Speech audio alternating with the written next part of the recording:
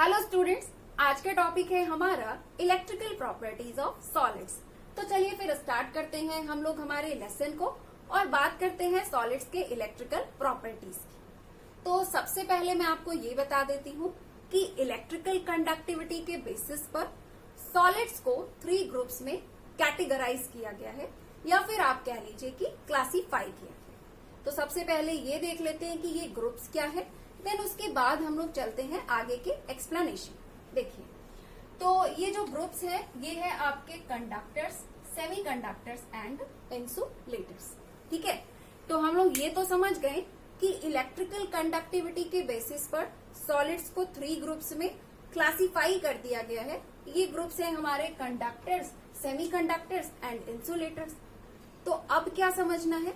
अब इसके बाद हमें ये समझना है कि ये कंडक्टर्स, सेमीकंडक्टर्स और इंसुलेटर्स ये सब होते क्या है।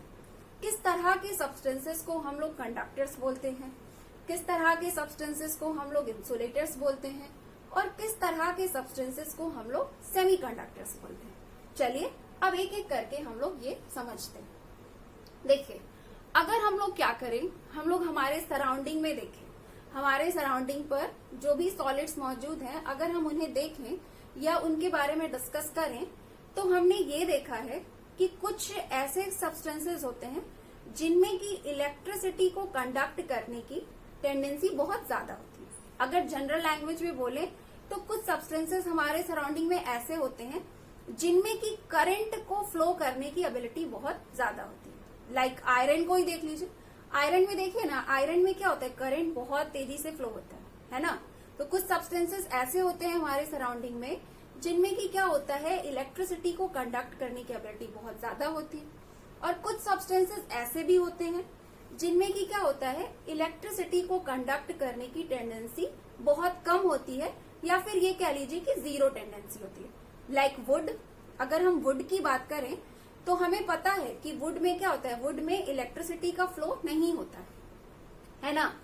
और साथ ही साथ हमने हमारे सराउंडिंग में कुछ ऐसे सब्सटेंसेस भी देख रखे हैं जिनमें कि हमने ये पाया है कि इलेक्ट्रिसिटी को कंडक्ट करने की जो उनमें टेंडेंसी होती है वो मीडियम लेवल की होती है। ठीक ठाक सा उसमें इलेक्ट्रिसिटी कंडक्ट करने की टेंडेंसी होती है, लाइक सिलिकॉन, है ना। इस तरह के सब्सटेंसेस हम लोगों ने हमारे सराउंडिंग में देखा है। ठीक है, तो अब इसके आगे की बात समझते हैं। इसके आगे की बात ये है कि ऐसे सब्सटेंसेस जिनमें की इलेक्ट्रिसिटी को कंडक्ट करने की टेंडेंसी बहुत हाई होती है, उस तरह के सब्सटेंसेस को हम लोग क्या बोलते हैं, उस तरह के सब्सटेंसेस को हम लोग बोलते हैं कंडक्टर्स।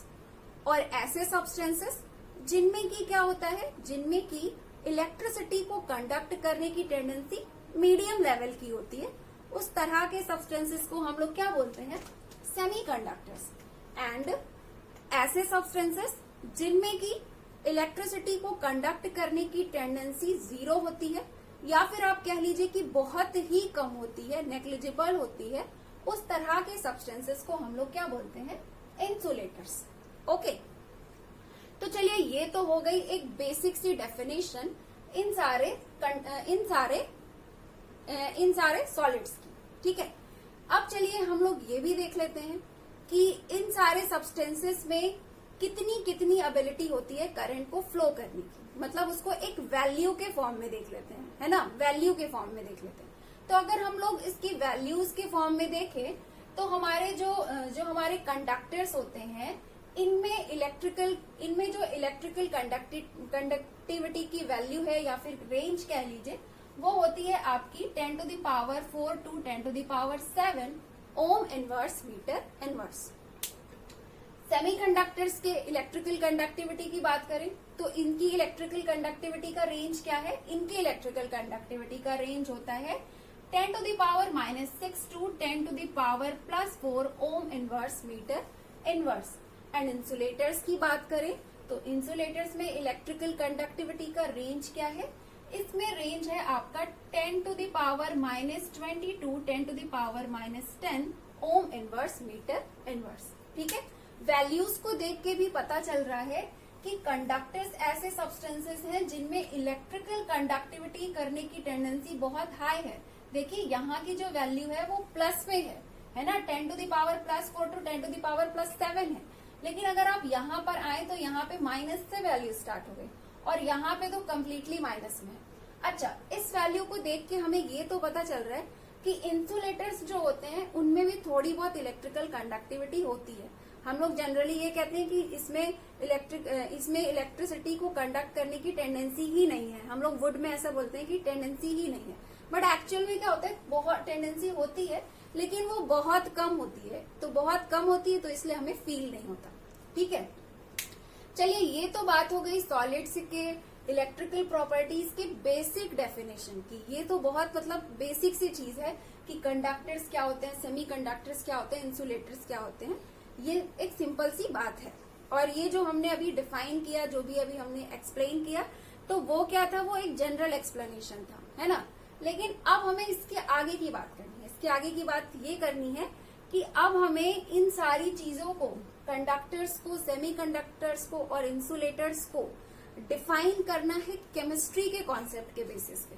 ठीक है, अब हमें इसमें अप्लाई करना है केमिस्ट्री का कॉन्सेप्ट और इसे एक्सप्लेन करना है on the basis of chemistry concept. ठीक है, तो चलिए अब केमिस्ट्री का कॉन्सेप्ट अप्लाई करके इन्हें एक्सप्लेन करते हैं। तो केमिस्ट्री के कॉन्सेप्ट को अप्लाई करके इन्हें एक्सप्लेन करने के लिए पहले हमें एक थ्योरी डिस्कस करनी होगी। वो थ्योरी है आपकी बैंड थ्योरी। चलिए देखते हैं कि बैंड थ्योरी क्या कहती है। बैंड थ्योरी क्या कहती है, इसको समझने के लिए पहले हमें एक छोटा सा बेसिक डिस्कशन करना होगा एक एलिमेंट के इलेक्ट्रॉनिक कॉन्फ़िगरेशन को लेकर के। तो चलिए पहले एक छोटा सा बेसिक डिस्कशन करते हैं, देन आएंगे हम लोग बैंड थ्योरी में और देन हम लोग आएंगे इन तीनों के एक्सप्लेनेशन पे। ठीक है, तो चलिए देखते हैं। देखिए, अगर हम लोग बात करें लिथियम एटम की, यहाँ पे हमें किसी भी एक एलिमेंट के इलेक्ट्रॉनिक कॉन्फ़िगरेशन को लेकर के, उसमें फिलिंग ऑफ इलेक्ट्रॉन को लेकर के एक डिस्कशन करना है छोटा सा। तो उसके लिए हमें कोई ना कोई एलिमेंट तो लेना ही पड़ेगा। तो मैं यहाँ पे लिथियम ले रही हूँ। ठीक है, लिथियम की बात कर रही हूँ। लिथियम का एक एटम चलिए लेते हैं, देखते हैं क्या होता है। अगर हम लोग लिथियम के इलेक्ट्रॉनिक कॉन्फ़िगरेशन की बात करें तो इसका इलेक्ट्रॉनिक कॉन्फ़िगरेशन क्या होता है, 1s2 2p0। ठीक है, इतना क्लियर। अब इसके आगे देखिए, अब अगर हम लोग क्या करें कि लिथियम के वैलेंस सेल की बात करें तो वैलेंस सेल, इसमें कौन सा सेल है, सेकंड सेल है। Outermost shell valence shell होता है, यू नो वेरी वेल। ठीक है, तो यहाँ पे क्या है, वैलेंस सेल आपका सेकंड सेल है। अब इस वैलेंस सेल में जो भी आपके सब सेल मौजूद है, इनमें चलिए देखते हैं कि किसमें कितने इलेक्ट्रॉन है। ठीक है, तो अगर हम इनसे दोनों सब सेल को देखें तो हमें ये दिखाई पड़ रहा है कि 2s1 में 1 इलेक्ट्रॉन है, यानी कि 2s जो है वो फिल्ड ऑर्बिटल है ना। 2s सब सेल का जो ऑर्बिटल है वो फिल्ड है ना, उसमें इलेक्ट्रॉन प्रेजेंट है। और अगर वही हम 2p की बात करें, सेकेंड वाले सब सेल की बात करें, उनके ऑर्बिटल्स को चेक करें तो हमने ये देखा कि इसमें कोई भी इलेक्ट्रॉन नहीं है। ये क्या है, वैकेंट ऑर्बिटल्स। ठीक है, तो ये तो हमारी लिथियम में फिलिंग ऑफ इलेक्ट्रॉन को लेकर के चर्चा हो गई है। अब इसके आगे की बात करते हैं और यहीं से बैंड थ्योरी को स्टार्ट करेंगे हम लोग। देखिए, बैंड थ्योरी का क्या कहना है। बैंड थ्योरी का ये कहना है कि किसी भी सब्सटेंस को अगर हम लोग देखें तो उसके वैलेंस सेल में क्या होता है, उसके वैलेंस सेल में 2 टाइप्स के सबसेल्स होते हैं, या फिर आप ये कह लीजिए कि 2 टाइप्स के ऑर्बिटल्स होते हैं। ठीक है, क्योंकि सबसेल किससे मिलकर के बना होता है, ऑर्बिटल्स से। तो हम लोग ऑर्बिटल्स टर्म्स यूज करेंगे, ठीक है, कॉन्सेप्ट को एक्सप्लेन करने के लिए। तो समझिएगा बैंड थ्योरी क्या कहती है। बैंड थ्योरी ये कहती है कि अगर हम लोग किसी भी सब्सटेंस को देखें तो किसी भी सब्सटेंस के वैलेंस सेल में 2 टाइप्स के ऑर्बिटल्स हमें देखने को मिलते हैं। एक ऐसे ऑर्बिटल्स होते हैं जो कि फिल्ड ऑर्बिटल्स होते हैं, और कुछ ऐसे ऑर्बिटल्स हमें देखने को मिलते हैं जो कि वैकेंट ऑर्बिटल्स होते हैं। ठीक है, इतना इनका कहना है। अब इसके आगे समझते हैं कि ये क्या कहते हैं। अब इनका ये कहना है कि 2 तरह के ऑर्बिटल्स होते हैं।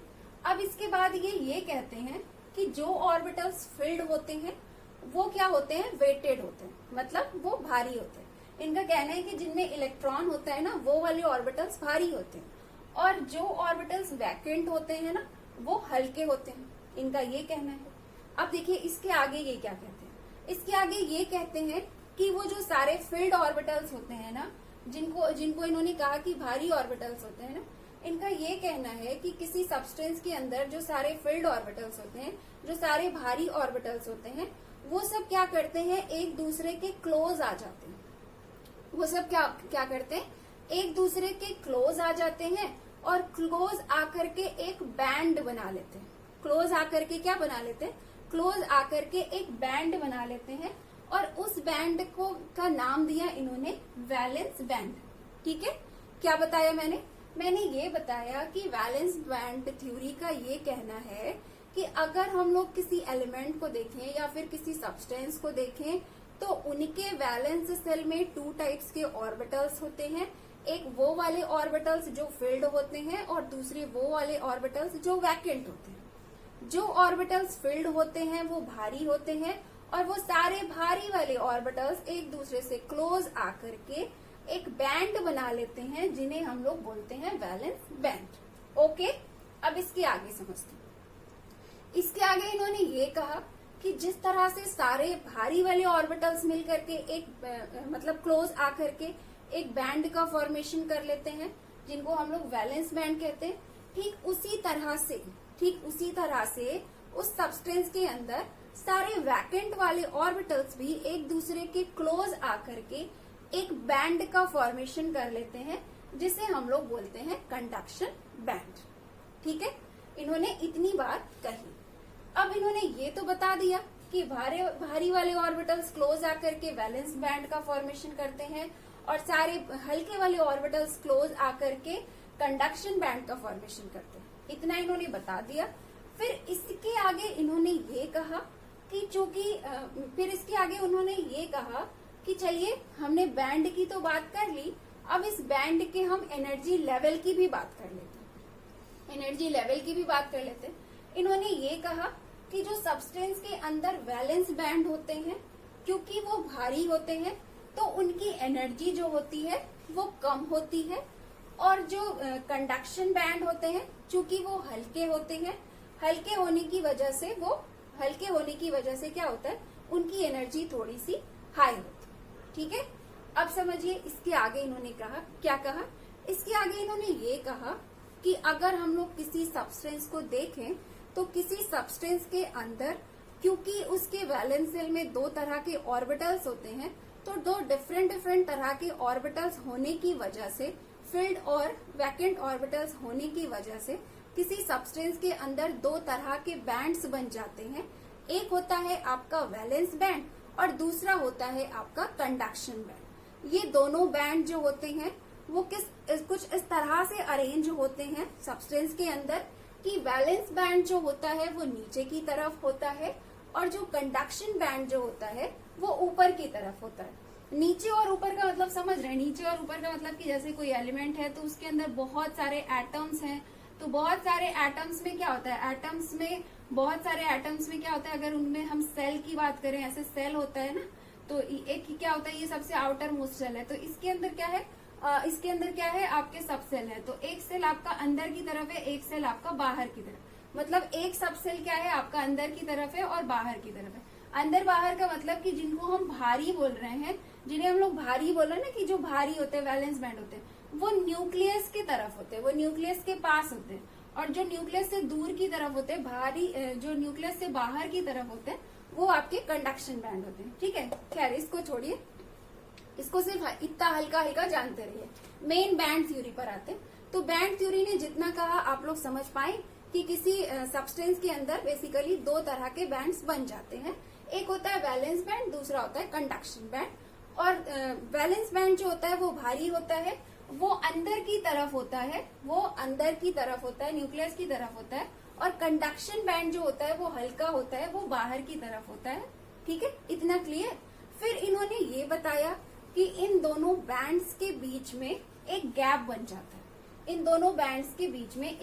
बन जाता है, जिसे हम लोग बोलते हैं फॉरबिडन एनर्जी गैप, या फिर आप बोल सकते हो कि फॉरबिडन एनर्जी जोन। ठीक है, इतना इन्होंने बताया। मैं फिर से एक बार रिपीट करती हूँ, क्या बताया आपकी बैंड थ्योरी ने। बैंड थ्योरी का ये कहना था कि अगर हम लोग किसी भी सब्सटेंस को देखें तो किसी भी सब्सटेंस के अंदर जो ऑर्बिटल्स होते हैं वैलेंस शेल में मौजूद जो ऑर्बिटल्स होते हैं वो 2 टाइप्स के होते हैं। एक होता है आपका फील्ड वाला ऑर्बिटल्स, दूसरा होता है आपका वैकेंट वाला ऑर्बिटल्स। जो सारे फील्ड वाले ऑर्बिटल्स होते हैं वो मिलकर के एक टाइप का बैंड बना लेते हैं जिसे हम लोग बोलते हैं वैलेंस बैंड, और सारे वैकेंट वाले ऑर्बिटल्स मिलकर के एक दूसरी तरह का बैंड बना लेते हैं जिसे हम लोग बोलते हैं कंडक्शन बैंड। फिर ये जो दोनों बैंड होते हैं ये आपका एनर्जी कुछ इस तरह से एनर्जी लेवल पर अरेंज होते हैं कि वैलेंस बैंड नीचे की तरफ होता है और कंडक्शन बैंड ऊपर की तरफ होता है। दोनों बैंड के बीच में जो गैप होता है, जो जगह खाली होती है, उसका इन्होंने नाम दे दिया फॉरबिडन एनर्जी गैप या फिर फॉरबिडन एनर्जी जोन। ठीक है, तो इतना बैंड थ्योरी ने किसी सब्सटेंस के अंदर इस तरह के बैंड्स होते हैं या इस तरह के जोन्स होते हैं, इतना बैंड थ्योरी ने बोल दिया। ठीक है, बैंड थ्योरी की बात खत्म। बैंड थ्योरी ने ये तो बता दिया कि इतना ये सारी चीजें होती हैं। अब क्या समझना है हमें? अब हमें ये समझना है कि बैंड थ्योरी ने ये जो कॉन्सेप्ट बताया, ये जो वैलेंस बैंड्स और कंडक्शन बैंड्स के बारे में बताया, इसका यूज करके हम लोग कैसे एक्सप्लेन करें कि कंडक्टर्स क्या होते हैं, सेमी कंडक्टर्स क्या होते हैं और इंसुलेटर्स क्या होते हैं। ठीक है, अब ये समझने की बारी है इस बैंड थ्योरी के कॉन्सेप्ट को अप्लाई करके। तो चलिए हम लोग एक एक करके समझ लेते हैं कि क्या होते हैं कंडक्टर्स, क्या होते हैं इंसुलेटर्स एंड क्या होते हैं सेमी कंडक्टर्स। एक एक करके सभी को समझते हैं। सबसे पहले बात करते हैं कंडक्टर की। देखिए, बैंड थ्योरी ये कहती है कि ऐसे सब्सटेंसेस जिसमें कि वैलेंस बैंड और कंडक्शन बैंड एक दूसरे से एकदम से पास होते हैं, एकदम से सटे होते हैं, बल्कि थोड़ा बहुत हल्का फुल्का ओवरलैप भी कर जाते हैं, जिनके बीच एनर्जी गैप 0 होता है, मतलब फॉरबिडन एनर्जी गैप 0 होता है, उस तरह के सब्सटेंसेस को क्या बोलते हैं? उस तरह के सब्सटेंसेस को हम लोग कंडक्टर बोलते हैं। आई बात समझ? फिर से बताती हूँ। देखिए, बैंड थ्योरी का क्या कहना है? बैंड थ्योरी का ये कहना है कि ऐसे सब्सटेंसेस जिनमें की वैलेंस बैंड और कंडक्शन बैंड के बीच एनर्जी गैप 0 होता है, जिसमें कि दोनों बैंड्स एकदम से सटे हुए होते हैं, उस तरह के सब्सटेंसेस को हम लोग क्या बोलते हैं? उस तरह के सब्सटेंसेस को हम लोग कंडक्टर बोलते हैं। ओके, चलिए अब आते हैं नेक्स्ट में। इसके बाद आपके बैंड थ्योरी का ये कहना है कि ऐसे सब्सटेंसेस जिनमें की वैलेंस बैंड और कंडक्शन बैंड, इन दोनों तरह के बैंड्स के बीच एनर्जी गैप बहुत ज्यादा होती है, लार्ज होती है, उस तरह के सब्सटेंसेस को हम लोग क्या बोलते हैं? इंसुलेटर। ओके, चलिए अब आ जाते हैं सेमीकंडक्टर में। तो सेमीकंडक्टर के बारे में बैंड थ्योरी का क्या कहना है? बैंड थ्योरी का ये कहना है कि ऐसे सब्सटेंसेस जिनमें की वैलेंस बैंड और कंडक्शन बैंड के बीच एनर्जी गैप बहुत स्मॉल होता है, कम होता है, उस तरह के सब्सटेंसेस को हम लोग सेमीकंडक्टर बोलते हैं। इतना इन्होंने बताया। चलिए, ये तो बात हो गई बैंड्स के बेसिस। अब थोड़ा और ज्यादा एक्सप्लेनेशन करते हैं। अब बात करते हैं इलेक्ट्रॉन की।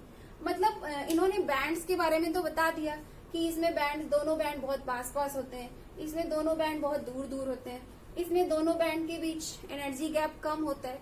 तो ये बैंड के पास होने और दूर होने से क्या फर्क पड़ता है? मतलब अगर हमें पता है कि कंडक्टर में जो इलेक्ट्रिकल कंडक्टिविटी की टेंडेंसी होती है वो बहुत ज्यादा होती है ना? तो ये इलेक्ट्रिकल कंडक्टिविटी की टेंडेंसी कंडक्टर में क्यों सबसे ज्यादा होती है? अब हमें ये भी तो समझना चाहिए, है ना? किसी बैंड्स के पास होने या दूर होने से इलेक्ट्रिकल कंडक्टिविटी पे क्या फर्क पड़ेगा? अब हमें ये समझना है ना? तो चलिए वो भी समझ लेते हैं। देखिए, होता क्या है कि चूंकि कंडक्टर में क्या होता है, देखिए अब आप बात को बहुत ध्यान से समझिएगा।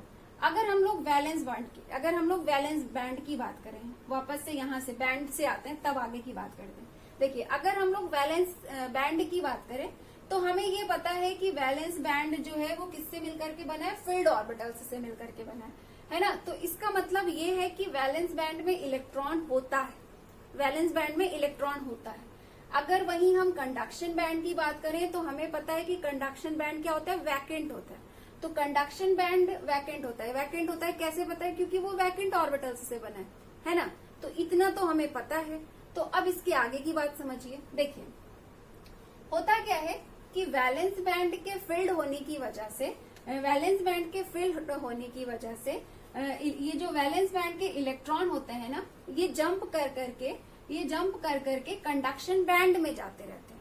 चूंकि कंडक्टर के केस में क्या होता है, ये दोनों बैंड बहुत पास पास होते हैं, तो दोनों बैंड के बहुत पास पास होने की वजह से कंडक्टर में ये इलेक्ट्रॉन का जो मूवमेंट होता है वो इजी हो जाता है।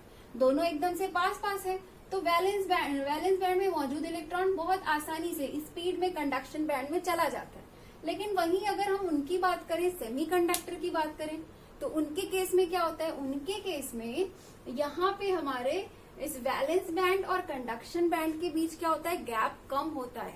तो इनके केस में गैप कम होने की वजह से क्या होता है, वैलेंस बैंड के जो इलेक्ट्रॉन होते हैं वो कंडक्शन बैंड में जंप करके पहुंचते तो हैं, लेकिन कंडक्टर के कंपेयर में कम पहुंचते हैं, है ना। अगर यहाँ पे क्या है, दोनों बैंड एकदम पास पास है, सटे हैं, तो यहाँ से इलेक्ट्रॉन वैलेंस बैंड से उछल उछल के जंप कर करके इजिली चले जाते हैं कंडक्शन बैंड में। बट इनके केस में क्या होता है, सेमीकंडक्टर के केस में क्या होता है, थोड़ा सा गैप रहता है। तो इलेक्ट्रॉन जब मूव करता है ना, जब जंप करता है ना, तो कुछ इलेक्ट्रॉन तो पहुंच जाते हैं, कुछ इलेक्ट्रॉन तो वैलेंस बैंड से कंडक्शन बैंड में पहुंच जाते हैं, लेकिन कुछ नहीं पहुंच पाते, है ना। अभी जैसे क्या है कि अगर जैसे मैं आप ही लोग से बात करूं, जैसे क्या है, मैं आपसे बोलूं कि आपको क्या करूं कि एक दो ऊंची जगह दे दूं, मतलब एक ऊंची सी जगह दे दूं, उसके बीच थोड़ा सा गैप कर दूं, और दूसरी ऊंची जगह का मतलब चलिए मैं 2 स्टूल लगा देती हूँ, एक स्टूल रखती हूँ, फिर उसके बीच थोड़ा सा गैप कर देती हूँ, थोड़ा ज्यादा सा गैप कर देती हूँ, और दूसरा स्टूल रख देती हूँ, और आपसे कहती हूँ कि आप जंप करके इस स्टूल से उस स्टूल में जाइए, जंप करके जाइए। तो होगा क्या, कुछ बच्चे क्या होंगे, इजिली जंप कर जाएंगे, इस स्टूल से उस स्टूल में जंप करके पहुंच जाएंगे। लेकिन कुछ बच्चे क्या होंगे, नहीं जंप कर पाएंगे, बीच में ही गिर जाएंगे, है ना, बीच में जो फॉरवर्डन गैप होगा उसमें गिर जाएंगे, है ना। तो उसी तरह से यहाँ सेमीकंडक्टर्स के केस में होता है, क्योंकि यहाँ पे थोड़ा गैप आ जाता है। कंडक्टर के केस में तो कोई गैप नहीं था, तो सारे इलेक्ट्रॉन उछल के पहुंच जा रहे थे। लेकिन सेमीकंडक्टर के केस में क्या होता है, valence band and conduction band के बीच थोड़ा गैप होता है। तो गैप होने की वजह से कुछ इलेक्ट्रॉन्स तो पहुंच पाते हैं, वैलेंस बैंड से कंडक्शन बैंड में पहुंच पाते हैं, कुछ इलेक्ट्रॉन्स नहीं पहुंच पाते। इसी वजह से इनमें जो इलेक्ट्रिसिटी को कंडक्ट करने की जो टेंडेंसी होती है वो मीडियम लेवल की होती है, इसमें बहुत हाई टेंडेंसी होती है, ठीक है। और वहीं हम अब यहाँ पे गैप बहुत ज्यादा होता है, तो इस वजह से यहाँ पे वैलेंस बैंड से इलेक्ट्रॉन जंप करके कंडक्शन बैंड में नहीं पहुंच पाता एकदम। मतलब या तो आप ये बोलिए कि बहुत कम पहुंचता है, या तो आप ये बोल दीजिए कि पहुंचता ही नहीं है, दोनों बात सही है, ठीक है। तो इसीलिए क्या होते हैं, जो इंसुलेटर्स होते हैं ना, इनमें क्या होता है, इलेक्ट्रिकल कंडक्टिविटी करने की टेंडेंसी जो होती है वो बहुत कम होती है। आप देख सकते हैं एकदम से माइनस में टेंडेंसी, है ना। तो चलिए अभी हम लोग फिलहाल यहाँ पे ये तो समझ गए कि क्या होते हैं कंडक्टर्स, सेमीकंडक्टर एंड इंसुलेटर्स, इनकी बेसिक डेफिनेशन समझ गए, और साथ ही साथ हम लोग इनकी डेफिनेशन हमारे केमिस्ट्री के कॉन्सेप्ट के अकॉर्डिंग भी समझ गए। मतलब ऑर्बिटल्स को लेकर के, ऑर्बिटल्स और इलेक्ट्रॉन्स का कॉन्सेप्ट यूज करके भी हम लोग समझ गए, ठीक है। इतना आप लोगों का क्लियर। तो चलिए अब हम लोग बात करते हैं conduction of electricity in semiconductors, यानी कि सेमीकंडक्टर्स में इलेक्ट्रिकल कंडक्टिविटी को डिस्कस करते हैं। तो जस्ट अभी हम लोगों ने ये पढ़ा कि जो सेमीकंडक्टर्स होते हैं इनमें इलेक्ट्रिकल कंडक्टिविटी को करने की जो टेंडेंसी होती है वो मीडियम लेवल की होती है ना, मीडियम लेवल की होती है। तो अब हम लोग चाहें तो सेमीकंडक्टर्स के इलेक्ट्रिकल कंडक्टिविटी को कुछ तरीकों से इंक्रीज कर सकते हैं, ठीक है। उनकी जो इलेक्ट्रिकल कंडक्टिविटी करने की टेंडेंसी है ना, उन्हें हम कुछ तरीकों से इंक्रीज कर सकते हैं।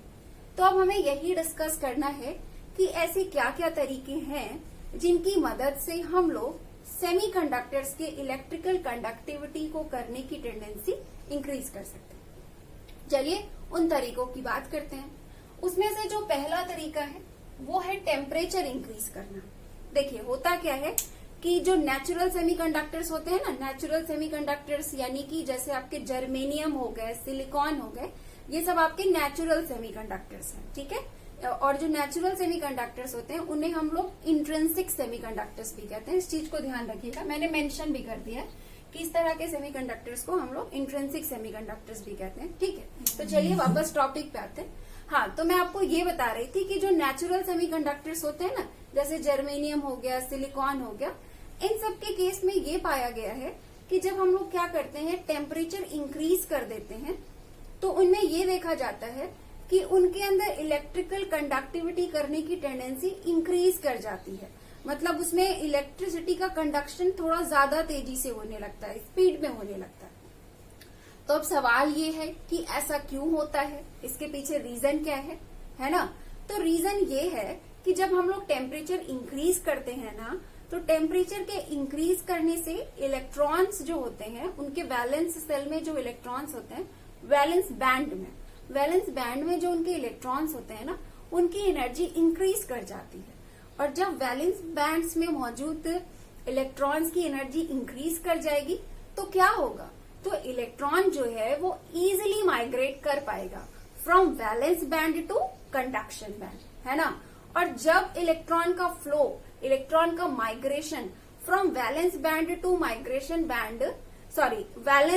बैंड टू कंडक्शन बैंड, है ना? Valence band to conduction band, electron का फ्लो, इलेक्ट्रॉन का माइग्रेशन इंक्रीज कर जाएगा, तो फिर इलेक्ट्रिकल कंडक्टिविटी भी क्या होगी, इलेक्ट्रिकल कंडक्टिविटी भी इंक्रीज कर जाएगी, है ना? तो ये तो बात हो गई टेम्परेचर के इफेक्ट की, कि टेम्परेचर को इंक्रीज करके हम लोग सेमीकंडक्टर के कंडक्टिविटी को बढ़ा सकते हैं। ठीक है, तो ये एक सिंपल तरीका हो गया। अब एक दूसरा तरीका भी है जिसकी हेल्प से हम लोग सेमीकंडक्टर की कंडक्टिविटी को एनहेंस कर सकते हैं। अब वो दूसरा तरीका क्या है, हम लोग उसे भी डिस्कस कर लेते हैं। तो वो दूसरा तरीका है डोपिंग। क्या है? डोपिंग। तो अब कुछ बच्चे बोलेंगे कि मैम डोपिंग क्या होता है, डोपिंग का क्या मतलब होता है? तो पहले मैं आपको डोपिंग का मतलब बता देती हूँ, उसका क्या मतलब होता है। देखिए, डोपिंग का मतलब होता है किसी प्योर एलिमेंट में इम्प्योरिटी को ऐड करना। अब इम्प्योरिटी को ऐड करने का मतलब ये नहीं होता कि मड या गंदगी ऐड करना, ठीक है? इम्प्योरिटी ऐड करने का मतलब होता है कि जैसे हमारा जो प्योर सेमीकंडक्टर है, लाइक सिलिकॉन है या जर्मेनियम है, ये सब है, तो इसमें हम लोग क्या करें, किसी दूसरे फैमिली के एलिमेंट को मिला दें। दूसरे फैमिली के एलिमेंट को मिलाने का मतलब कि लाइक हमने क्या किया, सिलिकॉन में फास्फोरस मिला दिया, या फिर आर्सेनिक मिला दिया, या बोरॉन मिला दिया, या एल्युमिनियम मिला दिया। ठीक है, तो अगर हम लोग क्या करें, हमारा जो प्योर सेमीकंडक्टर है, सिलिकॉन या जर्मेनियम है, उसमें किसी दूसरे फैमिली के एलिमेंट ग्रुप 13 या ग्रुप 15 के एलिमेंट्स मिला दें, तो इस प्रोसेस को हम लोग क्या बोलेंगे, डोपिंग। डोपिंग का मतलब होता है दूसरी फैमिली के एलिमेंट को किसी प्योर सेमीकंडक्टर में मिक्स करना। ठीक है, तो ये तो डोपिंग की डेफिनेशन हो गई। अब इसके आगे की बात क्या है? इसके आगे की बात ये है कि ये देखा गया है कि जो ये हमारे इंट्रिंसिक सेमीकंडक्टर्स होते हैं ना, सिलिकॉन एंड जर्मेनियम, इनमें ये देखा गया है कि जब हम लोग क्या करते हैं, इसमें बोरॉन या फिर एल्युमिनियम या फिर फास्फोरस या फिर आर्सेनिक, ये सब जो एलिमेंट्स हैं, जब हम लोग इसमें मिलाते हैं, इसको थोड़ी सी मात्रा मिक्स करते हैं, इनकी थोड़ी सी मात्रा हमारे इंट्रिंसिक सेमीकंडक्टर में मिक्स करते हैं, तो हम लोग देखते हैं कि हमारे इंट्रिंसिक सेमीकंडक्टर यानी कि नेचुरल सेमीकंडक्टर की जो कंडक्टिविटी है वो इंक्रीज कर जाती है। तो अब यहाँ पे फिर एक सवाल जनरेट होता है कि इन सारे जो दूसरी फैमिली के एलिमेंट्स हैं, इनको मिक्स करने से सेमीकंडक्टर की कंडक्टिविटी इंक्रीज क्यों होती है, इसके पीछे का रीजन क्या है? तो चलिए फिर रीजन डिस्कस करते हैं। रीजन कुछ इस तरह से है कि अगर हम लोग क्या करें, जो हमारा इंट्रिंसिक सेमीकंडक्टर है, उसमें से चलिए हमारे पास दो एग्जांपल है, सिलिकॉन एंड जर्मेनियम, तो मैं सिलिकॉन को ले लेती हूँ। ठीक है, तो हाँ, तो जो हमारा इंट्रिंसिक सेमीकंडक्टर है, लाइक सिलिकॉन है, अगर हम लोग उनके क्रिस्टल स्ट्रक्चर को देखें तो उनका क्रिस्टल स्ट्रक्चर कुछ इस तरह से होता है।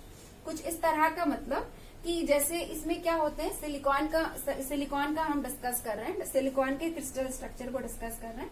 देखिए यहाँ पे क्या होता है, इसमें क्या होता है कि सारे सिलिकॉन के एटम्स रहते हैं। ये जो मैंने ब्लैक आपको दिखाया ना, ब्लैक राउंड, ये सब क्या है, सिलिकॉन के एटम्स है। ठीक है, तो इसमें क्या होता है, सिलिकॉन के एटम्स रहते हैं। अब सिलिकॉन चूंकि क्या होता है, ये आपका ग्रुप 14 का एलिमेंट है। किस फैमिली का एलिमेंट है? ग्रुप 14 का, मतलब कार्बन का। कार्बन के ठीक नीचे होता है कार्बन के बाद सिलिकॉन, ठीक है। तो ये ग्रुप 14 का एलिमेंट है। तो अगर हम लोग इसमें इलेक्ट्रॉन की बात करें ना, तो इसमें आपका वैलेंस इलेक्ट्रॉन जो होता है, वैलेंस इलेक्ट्रॉन्स की अगर हम लोग बात करें तो इसमें वैलेंस इलेक्ट्रॉन होते हैं 4। कितने होते हैं? 4, ठीक है। इसमें 4 वैलेंस इलेक्ट्रॉन होते हैं, इतना आप लोग समझ गए। अब इसके आगे की बात समझिए। इसके क्रिस्टल में इसके एटम्स अरेंज होते हैं और इनके पास होता है 4 वैलेंस इलेक्ट्रॉन। तो 4 वैलेंस इलेक्ट्रॉन होने की वजह से होता क्या है, इनके क्रिस्टल स्ट्रक्चर के अंदर ये जो इनके एटम्स होते हैं ना, इनके एटम्स के सराउंडिंग इनके 4 इलेक्ट्रॉन कुछ इस तरह से मौजूद रहते हैं। जैसे ये फर्स्ट एटम हो गया तो 4 इलेक्ट्रॉन इसके, ये सेकंड एटम हो गया तो 4 अपने इलेक्ट्रॉन इसके, 4 वैलेंस इलेक्ट्रॉन अब इस एटम के हो गए, 4 वैलेंस इलेक्ट्रॉन इस एटम के हो गए। कुछ इस तरह से इनके इलेक्ट्रॉन्स मौजूद रहते हैं। और जब इनके इलेक्ट्रॉन इस तरह से मौजूद रहते हैं तो ये करते क्या है, ये अपने एडजेसेंट वाले एटम्स के साथ इलेक्ट्रॉन की शेयरिंग कर करके कोवैलेंट बॉन्ड बना लेते हैं। जैसे ये वाला एटम है, ये वाला एटम है, इसने इस इलेक्ट्रॉन की शेयरिंग करके कोवैलेंट बॉन्ड बना लिया, ये इसके साथ कोवैलेंट बॉन्ड बना लिया। फिर यहाँ इन दोनों की इलेक्ट्रॉन की शेयरिंग हुई, यहाँ कोवैलेंट बॉन्ड बन गया, फिर यहाँ बन गया। इसी तरह से इसके आगे जो एटम होगा इसके साथ ये बनाएगा, इसके आगे जो एटम होगा ये बनाएगा, ये बनाएगा, ऐसे ही बनता चला जाता है। जैसे ये आपको दिख रहा है, ठीक है। यहाँ पे मैंने बॉन्ड बनाया है, लेकिन यहाँ पे देखिए, यहाँ पे मैंने इलेक्ट्रॉन को शेयरिंग फॉर्म में दिखाया है। जैसे ये 2 इलेक्ट्रॉन आपको साथ में दिख रहे हैं ना, तो इसका ये मतलब है कि 1 इलेक्ट्रॉन इसका और 1 इलेक्ट्रॉन इसका, दोनों तरफ से 1 इलेक्ट्रॉन यहाँ पर आए हैं, 1 इधर से 1 इधर से, और ये यहाँ पे शेयर हो गए, ठीक है। तो इस तरह से मैंने यहाँ पे इसके शेयर्ड इलेक्ट्रॉन को दिखाया हुआ है। तो परफेक्ट क्रिस्टल में क्या होता है, परफेक्ट क्रिस्टल में इसके अंदर सिलिकॉन के जो एटम्स होते हैं वो अपने 1 इलेक्ट्रॉन को शेयर करके कोवैलेंट बॉन्ड बना के कुछ इस तरह से मेंटेन करते हैं, ठीक है। चलिए, ये हो गया। अब इसके आगे की बात करते हैं। अब इसके आगे की बात ये है कि जैसे ही हम लोग क्या करते हैं, इस सिलिकॉन के परफेक्ट क्रिस्टल्स में, जिसमें कि सिर्फ सिलिकॉन के एटम है, इसमें जैसे ही हम लोग क्या करते हैं, नाइट्रोजन फैमिली के एलिमेंट, ग्रुप 15 के एलिमेंट, कौन कौन से एलिमेंट ग्रुप 15 के एलिमेंट में आपका फास्फोरस या फिर आर्सेनिक, या तो फास्फोरस या तो आर्सेनिक, इनमें से किसी को जब हम इसमें मिक्स करते हैं तो ये देखा जाता है कि जो इनके एटम होते हैं, मान लीजिए मैं आर्सेनिक मिला रही हूँ, तो जैसे ही हम लोग क्या करते हैं, इनके एटम्स को हम लोग मिक्स करते हैं, तो होता ये है कि जो आर्सेनिक के एटम्स होते हैं वो सिलिकॉन के एटम्स को कुछ जगह से रिप्लेस कर देते हैं, उनके क्रिस्टल स्ट्रक्चर से रिप्लेस कर देते हैं और खुद उनकी जगह आकर के बैठ जाते हैं। लाइक आप यहाँ पर देख सकते हैं, ये सारे जो ब्लैक कलर के आपको दिख रहे हैं, ये सब क्या है, सिलिकॉन के एटम्स हैं, ठीक है। लेकिन एक जगह पे क्या हुआ है, एक जगह पे सिलिकॉन के एटम को रिप्लेस कर दिया आर्सेनिक के एटम ने, ठीक है, एटम ने रिप्लेस कर दिया। चलिए, ये भी हमारा क्लियर हो गया कि एटम्स रिप्लेस कर देते हैं, इतना हमारा क्लियर। अब इसके बाद क्या होता है, ऐसा क्या हो जाता है कि कंडक्टिविटी इंक्रीज हो जाती है, तो उस चीज को समझते हैं। अब देखिए, उस चीज को इस तरह से समझिए कि जो आपके ग्रुप 15 के एलिमेंट होते हैं, जैसे मान लीजिए मैंने यहाँ पे आर्सेनिक ही लिया है, तो मैं पर्टिकुलरली आर्सेनिक के बारे में आपको बताती हूँ। इनमें क्या होता है, इनमें 5 वैलेंस इलेक्ट्रॉन होते हैं, ठीक है, 5 वैलेंस इलेक्ट्रॉन होते हैं। तो होता क्या है, आर्सेनिक के पास 5 वैलेंस इलेक्ट्रॉन था। अब जब ये यहाँ पे अंदर आ गया तो ये करता क्या है, अपने 5 में से 4 इलेक्ट्रॉन को जो इसके अड़ोस पड़ोस में, जो इसके आसपास, इसके एडजेसेंट में सिलिकॉन के एटम्स मौजूद रहते हैं, उनके साथ शेयर कर लेता है। जैसे कि देखिए 1 2 3 4, ये 4 इलेक्ट्रॉन्स तो अगल बगल के इसने सिलिकॉन के साथ शेयर कर लिया। तो 4 इलेक्ट्रॉन तो इसने शेयर कर लिया, लेकिन 1 इलेक्ट्रॉन इसका क्या रहता है, फ्री रह जाता है। तो वो जो फ्री इलेक्ट्रॉन होता है ना, 1 फ्री इलेक्ट्रॉन होता है ना, वो इसके क्रिस्टल लैटिस के अंदर इस तरह से फ्री फॉर्म में पड़ा रहता है, ठीक है। देखिए, जब परफेक्ट था तो क्या था, सारे इलेक्ट्रॉन एक कोवैलेंट बॉन्ड के फॉर्म में थे ना, सारे के सारे इलेक्ट्रॉन क्या थे, कोवैलेंट बॉन्ड बनाए हुए थे। लेकिन जैसे ही आपने डोपिंग की, एक दूसरे फैमिली के एलिमेंट को इसमें मिक्स किया, तो क्या हुआ, इसके क्रिस्टल स्ट्रक्चर में फ्री इलेक्ट्रॉन्स आ गए, है ना। अब देखिए, ये तो एक एटम का फ्री इलेक्ट्रॉन है ना, लेकिन जब हम लोग रियल में डोपिंग करते हैं, हमारे लैब में डोपिंग करते हैं, तो वहां पे क्या होता है, वहां तो करोड़ों एटम को रिप्लेस करते हैं तो करोड़ों की संख्या में इलेक्ट्रॉन डेवलप होते हैं, करोड़ों की संख्या में फ्री इलेक्ट्रॉन्स आ जाते हैं ना। तो होता क्या है कि इस तरह से फ्री इलेक्ट्रॉन्स के आ जाने की वजह से क्या होता है, कंडक्टिविटी इंक्रीज कर जाती है। क्योंकि हमें पता है, जस्ट अभी हम लोगों ने पढ़ा है कि कंडक्टिविटी किस वजह से होता है, इसमें सेमीकंडक्टर्स में इलेक्ट्रॉन के फ्लो की वजह से। जब इलेक्ट्रॉन वैलेंस बॉन्ड से वैलेंस बैंड से कंडक्शन बैंड में फ्लो करता है, तभी क्या होता है, तभी कंडक्टिविटी होती है, तभी इलेक्ट्रिकल कंडक्टिविटी होती है। तो अब नंबर ऑफ इलेक्ट्रॉन इंक्रीज करेंगे तो क्या होगा, कंडक्टिविटी भी इंक्रीज करेगी, है ना, सिंपल सी बात। चलिए, तो ये आप लोगों को समझ में आ गया, क्योंकि इलेक्ट्रॉन इंक्रीज कर जाता है। ग्रुप 15 के एलिमेंट को मिक्स करने से क्या होता है, इलेक्ट्रॉन इंक्रीज कर जाता है। दैट्स वाई सेमीकंडक्टर की जो इलेक्ट्रिकल कंडक्टिविटी है वो इंक्रीज कर जाती है। अब एक बात मैं आपको और बताती हूँ कि जब भी हम लोग क्या करते हैं, हमारे नेचुरल सेमीकंडक्टर यानी कि इंट्रिंसिक सेमीकंडक्टर में ग्रुप 15 का एलिमेंट मिक्स कर देते हैं, तो ग्रुप 15 का एलिमेंट मिक्स करने के बाद जो नया सेमीकंडक्टर हमें मिलता है, उस तरह के सेमीकंडक्टर्स को हम लोग एन टाइप सेमीकंडक्टर बोलते हैं। क्या बोलते हैं, एन टाइप सेमीकंडक्टर। ओके, चलिए, ये वाला कॉन्सेप्ट आपका क्लियर। अब आते हैं नेक्स्ट कॉन्सेप्ट में। नेक्स्ट क्या है, नेक्स्ट ये है कि जब हम लोग हमारे सिलिकॉन में ग्रुप 13 का एलिमेंट मतलब बोरॉन या फिर एल्युमिनियम मिलाते हैं, तो ऐसा क्या हो जाता है कि इसके कंडक्टिविटी जो है वो इंक्रीज कर जाती है। ऐसा क्या हो जाता है, हमें ये समझना है। तो अब चलिए इस बार बोरॉन ऐड करके देखते हैं क्या होता है। देखिए, अब वही बात हो गई कि जब सिलिकॉन का क्रिस्टल प्योर था तो उसमें सारे इलेक्ट्रॉन्स क्या थे, कोवैलेंट बॉन्ड बनाए हुए थे, परफेक्ट क्रिस्टल ऐसा था, ठीक है। अब आपने क्या किया, बोरॉन ऐड किया।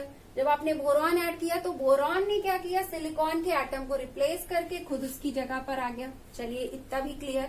अब इसके बाद का क्या, इसके बाद की बात ये है कि अगर हम लोग ग्रुप 13 के एलिमेंट को देखें तो इनके पास कितने वैलेंस इलेक्ट्रॉन होते हैं, आप लोगों को पता है, इनके पास वैलेंस इलेक्ट्रॉन होते हैं 3, है ना। ग्रुप 13 के एलिमेंट्स में कितने वैलेंस इलेक्ट्रॉन होते हैं, 3। तो बोरॉन के पास क्या है, 3 वैलेंस इलेक्ट्रॉन है। अब ये यहाँ पे अंदर तो आ गया। अब जब अंदर आ गया, इसके पास सिर्फ 3 वैलेंस इलेक्ट्रॉन थे, लेकिन इसके एडजेसेंट में मौजूद सिलिकॉन्स के पास 4 एटम्स थे। तो अब ये क्या करे, उनके पास तो 4 इलेक्ट्रॉन्स थे, अब इनके पास सिर्फ 3 इलेक्ट्रॉन है बोरॉन एटम के पास। तो अब ये क्या करे, तो इसने क्या किया, अपने 3 इलेक्ट्रॉन्स को एडजेसेंट में मौजूद सिलिकॉन एटम्स के साथ शेयर करके कोवैलेंट बॉन्ड बना लिया। अब जब इसको अपने 1 इलेक्ट्रॉन की कमी महसूस हुई, इसको ये पता चला कि अरे यहाँ पे हमने, चलिए 3 इलेक्ट्रॉन थे हमारे पास, तो एक हमने इसके साथ शेयर कर लिया, इस पड़ोसी के साथ शेयर कर लिया, एक इस पड़ोसी के साथ शेयर कर लिया, एक इस पड़ोसी के साथ शेयर कर लिया। व्हाट्स अबाउट दिस, अब इसके साथ मैं क्या शेयर करूं, बोरॉन के पास तो 1 इलेक्ट्रॉन कम पड़ जाता है ना। तो अब बोरॉन क्या करे, तो उस केस में बोरॉन क्या करता है, उस केस में बोरॉन एक होल क्रिएट करता है। क्या क्रिएट करता है, होल क्रिएट करता है, और वो होल ये इस एडजेसेंट वाले सिलिकॉन के साथ शेयर करता है, ठीक है। तो ये तो चलिए एक एटम की बात हो गई, एक एटम ने होल क्रिएट किया है। लेकिन रियल में क्या होता है, यहाँ तो चलिए हम लोग जब पढ़ाई कर रहे हैं तो सिर्फ 1 एटम बना के दिखा रहे हैं, बट एक्चुअल में रियल में क्या होता है, रियल में तो आप जब सिलिकॉन में बोरॉन मिला रहे हैं तो उसके अंदर तो करोड़ों या पता नहीं कितने करोड़ उसके अंदर बोरॉन के एटम्स मिले होंगे, सिलिकॉन के अंदर, है ना, कितने सारे गए होंगे। तो उस केस में क्या होगा, उस केस में तो फिर ऐसे करोड़ों की संख्या में होल्स भी क्रिएट हुए होंगे, ठीक है। तो ये जो होल्स क्रिएट होते हैं ना, ये भी इलेक्ट्रॉन की तरह बिहेव करते हैं। इलेक्ट्रॉन की तरह बिहेव करने का मतलब जैसे इलेक्ट्रॉन माइग्रेट करता है वैसे ये होल्स भी माइग्रेट करते हैं। तो ये होल्स जब माइग्रेट करते हैं तो ये भी कंडक्टिविटी को एनहेंस कर देते हैं, ठीक है। तो इस तरह से जो ग्रुप 13 के एलिमेंट होते हैं, बोरॉन या फिर एल्युमिनियम, जब इनको हम सिलिकॉन में मिक्स करते हैं तो ये सिलिकॉन की जो कंडक्टिविटी का रेट है उसे एनहेंस कर देता है, कंडक्टिविटी को बढ़ा देता है।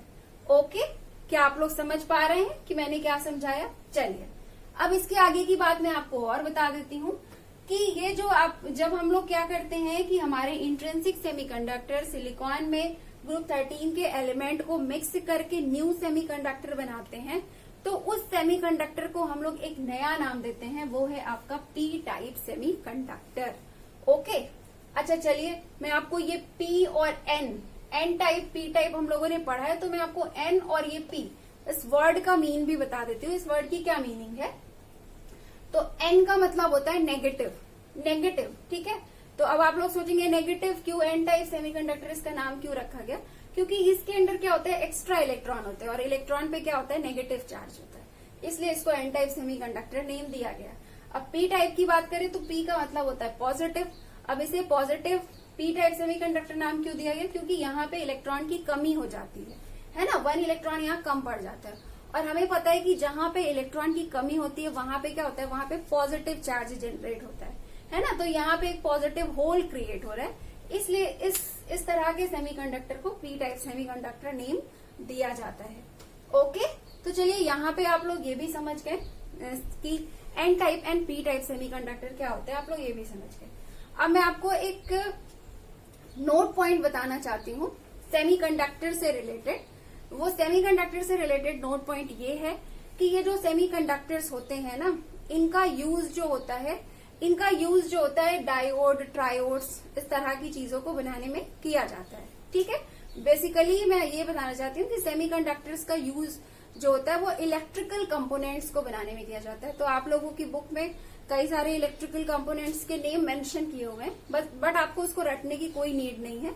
जो वाकई इस टॉपिक से जो चीजें आपको क्लियर रखनी है, जो समझना है, जो आपसे एग्जाम में पूछा जाएगा, वो ये है कि बैंड थ्योरी क्या कहती है, और एन टाइप सेमीकंडक्टर्स क्या होते हैं, पी टाइप सेमीकंडक्टर्स क्या होते हैं, ये सारी चीजें क्लियर रखनी है कि होल कब क्रिएट होता है, इलेक्ट्रॉन्स कब इंक्रीज करते हैं, ये सारी चीजें आप लोगों को क्लियर रखनी है, ठीक है। तो चलिए ये सेमीकंडक्टर से रिलेटेड बातें हो गई। अब मैं आपको एक लास्ट नोट पॉइंट और बताना चाहती हूँ, वो ये है कि हम लोगों ने इस चैप्टर के स्टार्टिंग में टाइप्स ऑफ क्रिस्टलाइन सॉलिड्स पढ़ा था। तो वहां पे आप लोगों ने ये दो नाम सुने होंगे ना, metallic solids and ionic solids. तो इनके बारे में भी थोड़ा डिस्कशन कर लेते हैं कि अगर हम लोग बात करें मेटालिक सॉलिड्स की, तो मेटालिक सॉलिड्स में जो इलेक्ट्रिकल कंडक्टिविटी होती है, इलेक्ट्रिकल कंडक्टिविटी की जो प्रोसेस होती है, उसके लिए रिस्पॉन्सिबल फैक्टर क्या होता है? उसके लिए रिस्पॉन्सिबल फैक्टर होता है उसमें मौजूद इलेक्ट्रॉन्स, है ना। मेटालिक सॉलिड्स में इलेक्ट्रिकल कंडक्टिविटी होती है उसमें मौजूद फ्री इलेक्ट्रॉन्स की वजह से। वो फ्री इलेक्ट्रॉन ही फटाफट माइग्रेट करते हैं, जिसकी वजह से उसमें इलेक्ट्रिकल कंडक्टिविटी की प्रोसेस हो पाती है। और आयोनिक सॉलिड्स में इलेक्ट्रिकल कंडक्टिविटी के लिए रिस्पॉन्सिबल प्रोसेस क्या है? आयंस, मूवमेंट ऑफ आयंस, है ना। आयोनिक सॉलिड्स के कंस्टिट्यूएंट पार्टिकल्स आयंस होते हैं और आयंस के मूवमेंट से आयोनिक सॉलिड्स में क्या होता है? इलेक्ट्रिकल कंडक्टिविटी होती है, ठीक है। अच्छा, मेटालिक सॉलिड्स के बारे में मैं आपको बता दूं कि जो मेटल्स होते हैं ना, आपके मेटल्स, ये क्या होते हैं? ये आपके कंडक्टर्स होते हैं। मेटल्स आपके कंडक्टर्स होते हैं, क्यों? क्योंकि उसमें फ्री इलेक्ट्रॉन्स मौजूद होता है। इवन मैं आपसे बताना चाहूंगी कि कंडक्टर का बेस्ट एग्जाम्पल मेटल्स ही होता है। पहले मैंने मेंशन भी किया था, इसके पहले जब मैंने यहाँ पर डायग्राम बनाया था तो वहां पे मेंशन भी किया था। तो आप लोग भी सारे एग्जाम्पल्स वगैरह भी मेंशन कर लीजिएगा, ठीक है। तो यहाँ पे हमारा ये टॉपिक कंप्लीट होता है। अब हम लोग मिलेंगे नेक्स्ट लेक्चर में और डिस्कस करेंगे न्यू टॉपिक को। तो फिर मिलते हैं नेक्स्ट लेक्चर में। Have a nice day, thank you so much.